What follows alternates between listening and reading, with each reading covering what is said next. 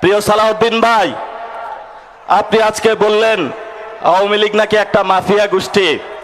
আপনার ঘরে যে এসালামের মতন একটা মাফিয়া গোষ্ঠী লুকিয়ে রেখে আওয়ামী লীগকে মাফিয়া গোষ্ঠী বলেন, আপনার ঘরে এসালামকে লুকিয়ে রেখে আপনি বেনজিরকে ধরতে যান, এই ধরনের ভণ্ডামি জাতির সামনে প্রকাশিত হয়ে পড়েছে। এ ওলি আল্লাহর বাংলাদেশ, এ শহীদ গাজীর বাংলাদেশ, রহম করুন আল্লাহ, রহম করুন আল্লাহ। প্রথমত এই স্টেজটা যেটা আছে এটা একটি জনতার সংসদ, সো কল্ড আমাদের যে পার্লামেন্ট রয়েছে, এটা কোনো পার্লামেন্টের কোনো সংসদের জায়গা নয়। আমরা এমন একটা জায়গায় রয়েছি যেখানে জনগণ এবং আমাদের পিছনে এখানে 25 জন এমপি রয়েছেন।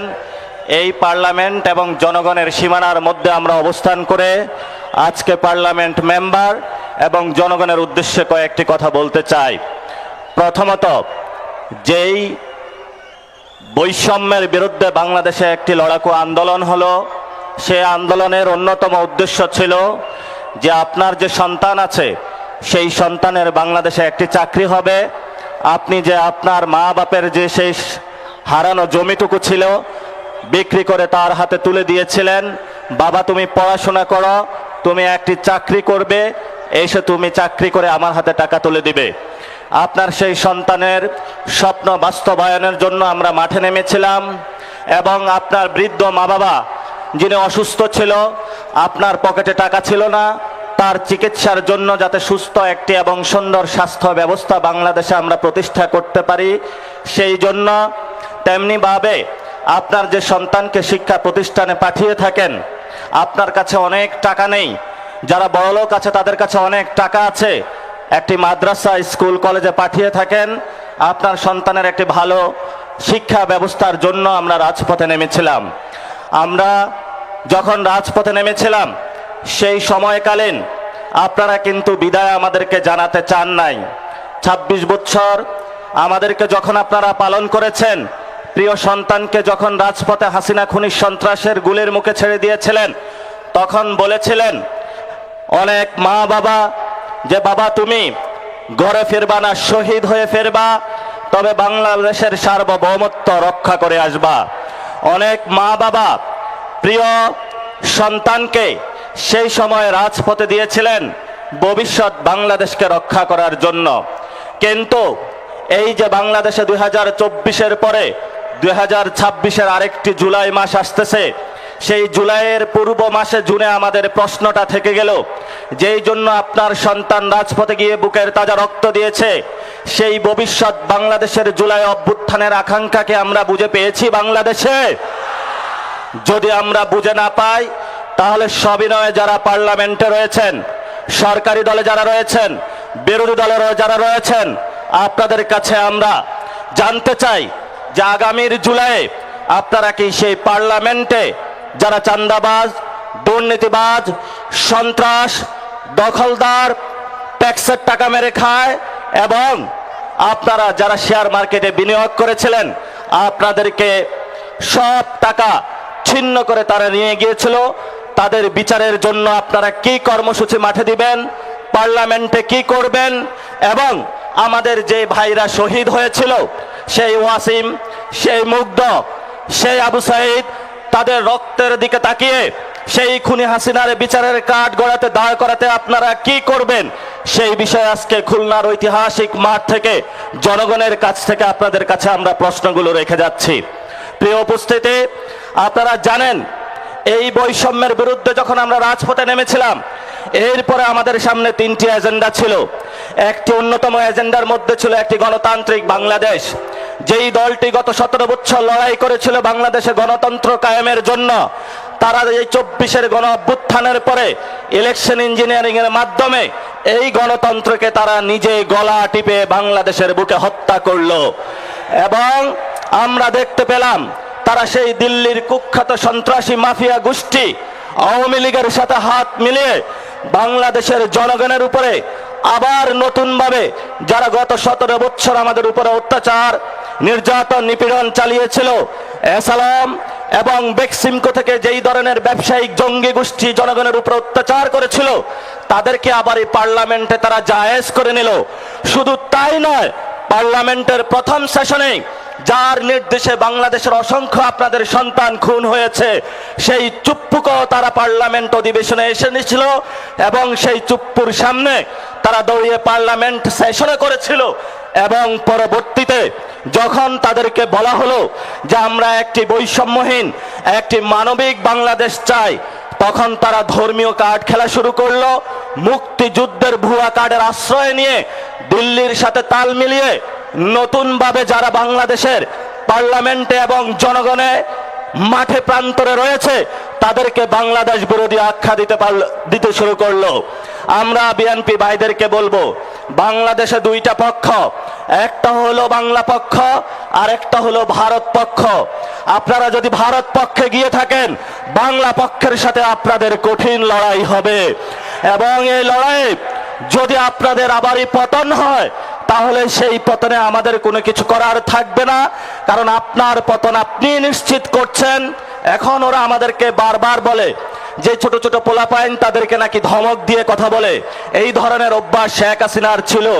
আপনারা দেখেছেন পার্লামেন্টে দেশের অন্যতম প্রথিতযশা আলেম আল্লামা মামুনুল হককে নিয়ে যেই ধরনের আওয়ামী লীগ কুরুচিপূর্ণ মন্তব্য করেছিল, তেমনি ভাবে বিএনপি সরকার আওয়ামী লীগের পথ ধরে একই কুরুচিপূর্ণ মন্তব্যের তারা আশ্রয় নিয়েছে। এবং সাথে সাথে তারা যে বিষয়টা জঘন্য কর্মকাণ্ড তারা করলো, তারা দেখলো বাংলাদেশে যতদিন আলেম ওলামা থাকবে, বাংলাদেশে যতদিন ইসলামের পক্ষের লোক থাকবে, বাংলাদেশে যতদিন নীতি নৈতিকতার লোক থাকবে, ততদিন তাদের চাঁদাবাজি সন্ত্রাস দুর্নীতি ভারত নীতির তারা বিরোধিতা করতে যাবে। এই জন্য তারা বাংলাদেশের বাংলা পক্ষের শক্তিতে নিবৃত্ত করার জন্য ক্যারেক্টার আশ্রয় নিয়েছে। যেই পথে তারা আশ্রয় নিয়েছে এই পথটা ছিল শেখ হাসিনার। এই জন্য আমি তারেক রহমানকে অনুরোধ করব, আপনার বাপ কখনো মুজিববাদী লোক ছিল না, আপনার মা কখনো মুজিববাদী লোক ছিল না, কিন্তু আপনি নব্য করে মুজিববাদের পাহারা হয়েছেন। এই মুজিববাদের পাহারাদার হয়ে যদি বাংলাদেশের জনগণের সামনে আপনি দাঁড়ান, আমরা যারা মুজিববাদের দোষর তাদের সাথে এক সেকেন্ডের জন্য তাদের প্রতি আমরা আঘাতে পরোয়া করব না ইনশাআল্লাহ। প্রিয় সালাউদ্দিন ভাই, আপনি আজকে বললেন আওয়ামী লীগ নাকি একটা মাফিয়া গোষ্ঠী। আপনার ঘরে যে আসালামের মতন একটা মাফিয়া গোষ্ঠী লুকিয়ে রেখে আওয়ামী লীগকে মাফিয়া গোষ্ঠী বলেন, আপনার ঘরে আসালামকে লুকিয়ে রেখে আপনি বেনজিরকে ধরতে যান, এই ধরনের ভণ্ডামি জাতির সামনে প্রকাশিত হয়ে পড়েছে। এবং আপনি সংবিধানের আশ্রয় নিয়ে বাংলাদেশের জনগণকে বোকা বানানোর যে প্রচেষ্টা নিয়েছিলেন সেটা আমরা হাতে কলমে দেখিয়েছি যে আপনি আবু জাহেলের মতন সংবিধানের আশ্রয় নিয়ে বাংলাদেশের মুক্তিকামী জনতার যে ঐতিহাসিক লড়াই, সেই লড়াইকে আপনি অস্বীকার করেছেন। মাননীয় অর্থমন্ত্রী, আপনি বাংলাদেশের সামনে জনগণের সামনে যে বাজেট দিয়েছিলেন, সেই বাজেটের মধ্যে আমার খেটে খাওয়া শ্রমিকের কোনো অধিকার আমি বুঝে পাইনি। আমার তরুণ শ্রমিক যারা রয়েছে তাদের কোনো কর্মসংস্থানের আমরা কোনো সুযোগ পাইনি। আপনারা যে বাজেট দিয়েছেন সেই বাজেটের মধ্যে আমাদের নারীদের জন্য কোনো আমরা অধিকার পাইনি। আমরা বাজেট সম্পর্কে স্পষ্ট করেছি এটা দুর্নীতি এবং লুটপাটের একটা বৈধতা উৎপাদনকারী বাজেট, যেই বাজেটকে আমরা ঘৃণাভরে প্রত্যাখ্যান করেছি। এবং এই বাজেট নতুন করে টাকা কামানোর ধান্দা, যেই গ্যাং ছিল সেই হাওয়া ভবনে, সেই গ্যাং তারা লন্ডনে আশ্রয় গিয়েছে, সেই গ্যাং এখন বাংলাদেশের মানুষের মধ্যে ইন্ডিয়ার সহযোগিতায় এবং আমাদের কতিপয় বিভ্রান্ত সেনাবাহিনীর যুবকদের সহযোগিতায় বাংলাদেশের মানুষের উপরে তারা চাপিয়ে দিয়েছে। আমরা তীব্র নিন্দা এবং ধিক্কার জানাচ্ছি। আপনারা যদি এই পথে টিপ টিপ করে পা বাড়াতে থাকেন তাহলে আমরাও আপনাদের কিভাবে চাবিকাঠি নাড়া দিতে হয় এটা আমরা ভালো করে আপনাদের চোখের সামনে আঙ্গুল দেখিয়ে দিয়েছি। এই যে তারেক রহমানের একটা বন্ধু আছে, মীর শাহ আলম নাকি যেন কি নাম, সে আমাদেরকে সংসদে দাঁড়িয়ে বলেছিল, কোথায় ছিলা তোমরা? আমি বাবু তোমাকে প্রশ্ন করতে চাচ্ছি যে বাবু তুমি গত 17 বছর কোথায় ছিলা? তুমি শিবগুজ মডেলকে গোপালগুল মডেলে ট্রান্সফার করেছ। এই ধরনের উচ্ছৃঙ্খল যুবক যারা হাওয়া ভবনের বর্তমান সরকারে অংশগ্রহণ করেছে, এই উচ্ছৃঙ্খল যুবকদের থেকে বাংলাদেশ রক্ষা করতে হবে। এই উচ্ছৃঙ্খল যুবক কার গর্ভে জন্ম নিয়েছে, কোন দল করে, সেটা আমরা বাংলাদেশে দেখবো না।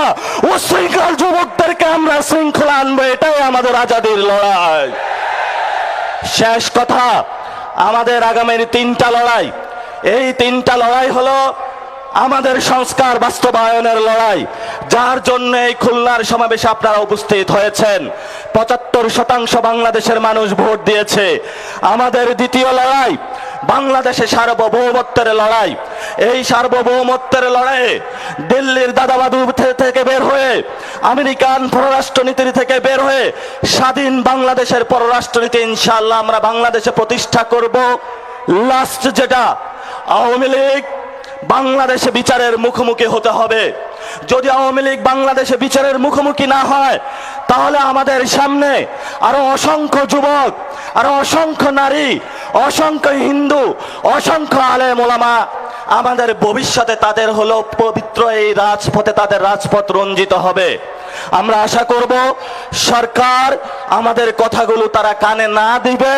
যদি তারা না নেয়, তাহলে কিভাবে কানে তাদেরকে ঢুকাতে হয় আমরা সেই উশৃঙ্খল যুবকদের শিখিয়ে দিব, যারা পার্লামেন্টে বসে বসে মিট মিট করে হাসে।